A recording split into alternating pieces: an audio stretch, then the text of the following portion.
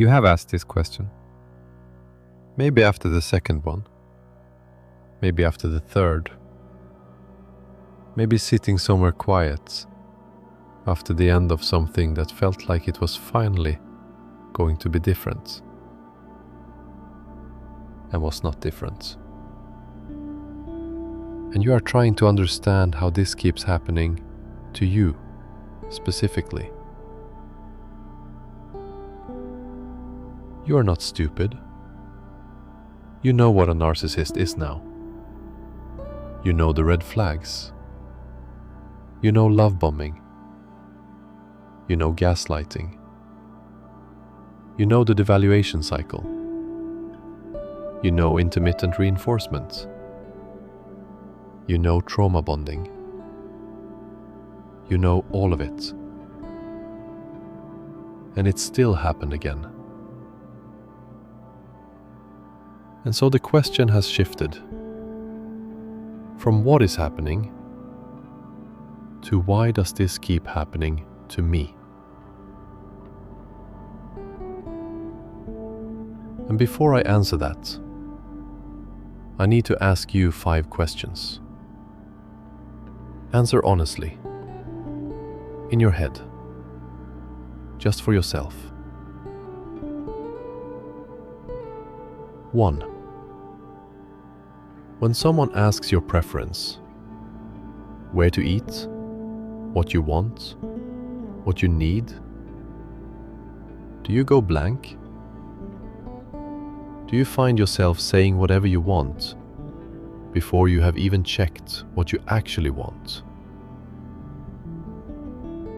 2. When things go wrong in a relationship, any relationship, is your first instinct that you are probably the cause? 3.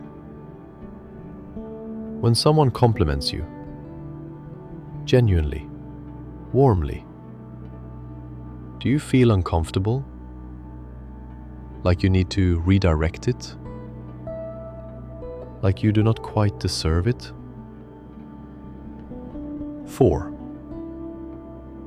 When you think about having needs, expressing them, asking for them, insisting on them, does it feel selfish? Excessive?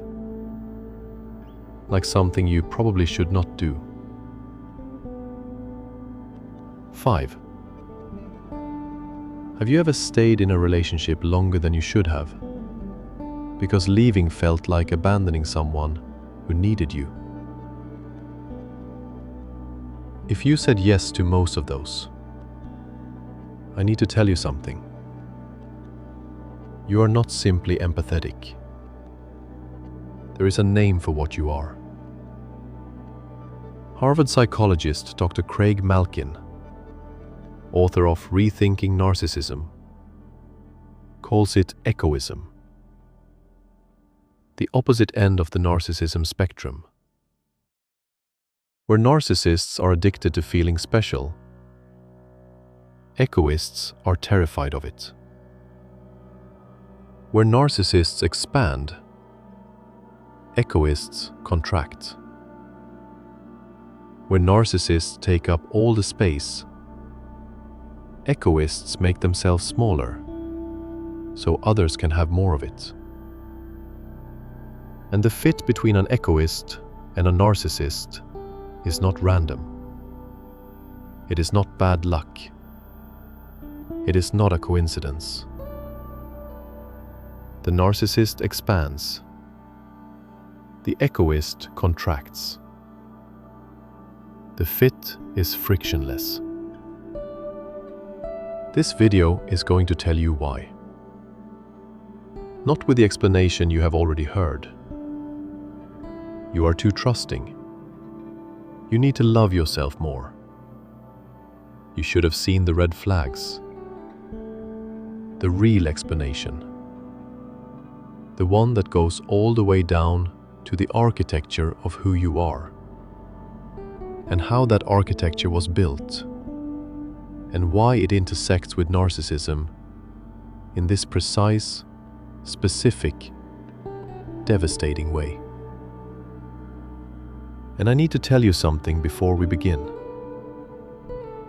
The answer to why you keep attracting narcissists is not evidence that something is wrong with you.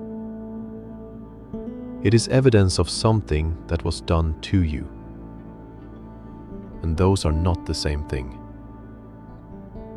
Stay until the very end, because the last thing I'm going to say is the most important thing in this entire video. Let me start with where this begins. Not in the relationships. Much earlier. The most common explanation people give is empathy. You attract narcissists because you are empathetic, caring, sensitive. You see the best in people. You give people the benefit of the doubt. This is true, but it is incomplete. Because there are deeply empathetic people who do not keep attracting narcissists. So empathy alone is not the explanation. The explanation goes deeper into where that empathy came from and what else came with it. Here is what the research actually shows. Your extraordinary capacity to feel other people's emotional states, to read a room before anything has been said, to sense someone's mood before they have expressed it, to take responsibility for the emotional atmosphere around you before anyone has asked you to, did not emerge randomly. It developed in response to an environment that required it. Almost always in childhood. In a household where someone's emotional state was unpredictable, where love was conditional, present when you performed correctly, withdrawn when you did not, where the emotional atmosphere of the home was organized around one person's needs, one person's moods, one person's version of reality, and where your survival, your emotional, relational, sometimes physical survival, depended on your ability to read that person accurately, anticipate what they needed, and adjust yourself accordingly. You developed your extraordinary attunement as a survival skill, not as a gift you were born with, though the sensitivity was always there, as a response to an environment that made hyper-awareness of another person's emotional state necessary for safety. And here is what came with it. When the environment teaches you that your safety depends on reading and managing another person's emotional state, it also teaches you several other things. That your own emotional state is secondary. That your needs, when they conflict with the other person's needs, are the problem. That love is something you earn through being useful, agreeable, easy, available, low maintenance. That conflict is dangerous. That when something goes wrong, when the emotional atmosphere shifts, when someone is unhappy, you are probably the cause, and you should find a way to fix it. That the price of belonging is the subordination of yourself. These are not decisions you made. They are conclusions a child reached in an environment that made them the only survivable option. And they became the operating system, the thing that runs automatically before your thinking brain has a chance to evaluate whether this particular situation requires it. Now let me show you something that will change everything about how you understand what has been happening. A University of Surrey research study found something that seems counterintuitive. Narcissists actually score high in cognitive empathy. They can read emotions accurately. They understand what you feel. But they do not feel it with you. Instead, they use that understanding as information, as a map to the territory of your vulnerabilities. And this is why a narcissist walks into a room and within minutes has assessed exactly who in that room can be used, not consciously as a calculated strategy in the beginning, but as an instinct so refined by years of needing other people's resources that it operates below the level of conscious thought. They read the specific signals your operating system broadcasts, the way you attune quickly to their emotional state, the way you take responsibility for their comfort before being asked, the way you explain yourself more than the situation requires, which signals that you already believe you are probably in the wrong, the way you respond to criticism by taking it in rather than evaluating whether it is accurate, the way you prioritize the relationship's survival over your own experience within it, the way you stay when you should leave, because leaving feels like abandoning someone who needs you. These signals say, this person will accommodate me. This person will center my needs. This person already believes they are probably the problem. This person's extraordinary attunement to my emotional state will provide exactly what I require to function. You were not chosen because something is wrong with you. You were chosen because everything that is remarkable about you, your empathy, your attunement, your extraordinary capacity for depth and care, was visible. And the narcissist needed it, and could not get it from someone with a more stable relationship with themselves, a person who knows what they want immediately when asked, a person who does not automatically assume they are the cause when something goes wrong, a person who can receive a compliment without redirecting it, a person whose needs do not feel selfish to them. That person, the person with what researchers call a secure internal working model, does not provide the specific kind of relational environment a narcissist requires. You do. Not because you are broken, because you are built by your history to be extraordinarily compatible with what a narcissist needs. Now, I need to stop and speak to you directly, because I know what is happening right now. Something in you wants to make this your fault, wants to conclude that because there is an explanation, because there are specific things about you that made you attractive to narcissists, you should have known. You should have done better. You should have seen it. I need you to hear this. The doctor who spent 15 years recognizing emotional abuse in her patients, who had read every major text, who had supervised residents on the signs, missed it completely in her own home. Because knowledge about narcissism does not protect you from narcissism.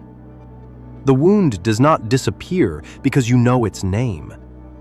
The operating system does not change because you understand it. The fact that your childhood created patterns that narcissists recognize as favorable does not mean you chose this. You did not choose your childhood. You did not choose to develop the coping strategies you needed to survive it. You survived. And you brought those survival strategies into adulthood because nobody told you the environment had changed. Now, I need to tell you the other reason, the one that is even harder to hear, but is the most important one. The narcissist feels like home. not in a way you could consciously identify, not because you consciously recognized the pattern, because at the level of the nervous system, below conscious thought, in the part of the brain that manages survival and attachment, the relational dynamic the narcissist creates matches the template of how you learned love feels. Love that is conditional. Love that requires performance and vigilance, and the subordination of your own needs. Love where the other person's emotional state is the organizing principle of the relationship. Love that comes and goes, warm and then cold, present and then withdrawn, that you can never quite secure, no matter how hard you try. When the narcissist love bombs you, when they create that overwhelming intensity of early-stage pursuit and attention, and the specific feeling of finally being seen and understood, your nervous system does not recognize it as manipulation. It recognizes it as home. And then it says, finally, this is what I've been waiting for my whole life. And it is right. It is what you have been waiting for, just from the wrong source, in the wrong relationship, for the wrong reasons. This is what Freud called repetition compulsion. Expanded by trauma researchers like Bessel van der Kolk, the unconscious drive to recreate the relational dynamic of early attachment. Not because you want to be hurt again, but because the nervous system is still seeking another opportunity to resolve what was never resolved, to finally earn the love that was always conditional, to finally be enough for the person whose emotional state organized the world, to finally get it right. And the narcissist, who creates exactly that dynamic, gives your nervous system the opportunity it has been looking for, even though it is the same opportunity that will produce the same result, because the opportunity was never real. Now, what actually changes this? And I want to be clear about what does not. Knowing more red flags does not change this. Being more careful does not change this. Deciding to make better choices does not change this. The operating system is not in your decision-making brain. It is in your nervous system, in your attachment patterns, in the specific, deeply held beliefs about what you are worth and what love requires that were installed before you had language to question them. What actually changes this is working at the level where the pattern actually lives. The first thing is understanding that the pattern is not about the narcissists. It is about what you bring to every relationship you enter.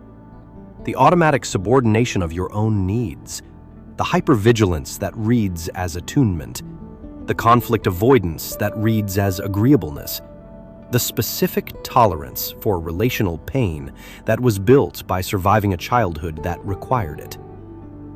These things are not fixed by finding a better partner. They are addressed by working with what is underneath. The second thing is learning to answer the question. When someone asks where you want to eat, answer.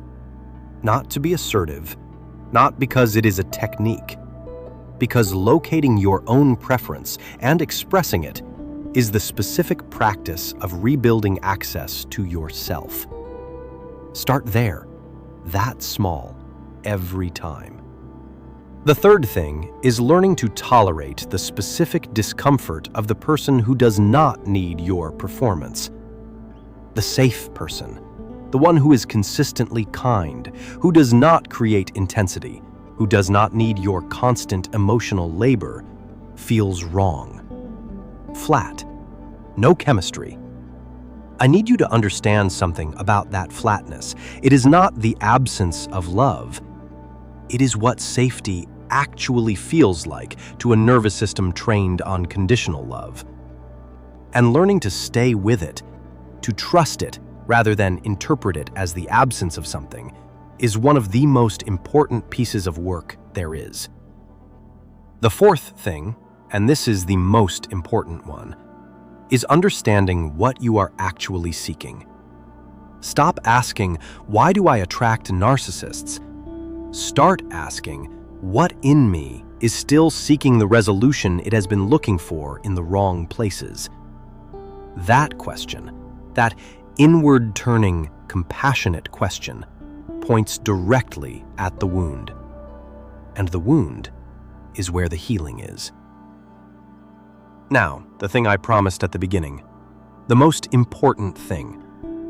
You keep attracting narcissists not because you are broken, but because you are a person of extraordinary sensitivity and attunement who survived an environment that shaped you in ways that a specific kind of person recognizes and exploits. You are not unlucky. You are not a magnet for bad people. You are not someone who cannot read people. You are someone whose remarkable qualities, your capacity for depth, your genuine desire for connection, your ability to care without keeping score, are visible. And certain people, when they see those qualities, do not think how beautiful. They think how useful. And the work, the real work, the work that actually changes the pattern, is not becoming less empathetic. It is developing the internal structure that lets your empathy be a choice, not an automatic, unprotected response to anyone who knows how to look like they need it. It is building the specific capacity to offer those remarkable qualities in relationships where they will be genuinely valued, not simply consumed. It is learning, slowly, imperfectly, with enormous patience, the specific felt difference between someone who wants your presence and someone who wants your resources. You were never the problem. You were the person the problem chose. And underneath all the adaptations and the operating system and the years of accommodating, the person who chose themselves, the version that had preferences and opinions and a voice and needs that did not feel selfish, is still there, waiting for you to come back for them. If this video gave you the real answer to the question you have been asking, please share it with one person who is still blaming themselves for a pattern that was never about their failure. Tell them what it is actually about. Subscribe, because this channel exists to give you the truth about yourself that the pattern made you forget. I will see you in the next one.